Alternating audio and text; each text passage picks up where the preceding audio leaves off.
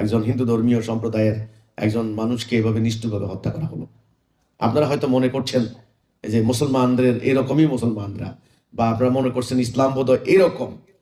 আমি শক্তভাবে বলতে চাই, না, এটা ইসলাম নয়, এটা আল্লাহ রসুলের ইসলাম নয়, এটা কখনো ঐশ্বরিক বিধানের অনুসারী এরা নয়। এরা প্রকৃতপক্ষে মুসলিম নয়, এরা সোকল্ড, এরা দাবিদার, এরা মোমেন তো নয়।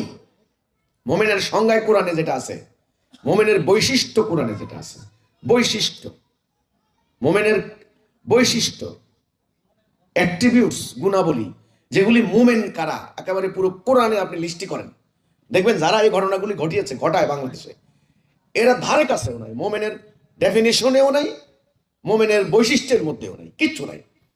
এদের বৈশিষ্ট্য হলো, এরা হলো এই যারা এই কাণ্ডগুলি ঘটায়, এরা উগ্র,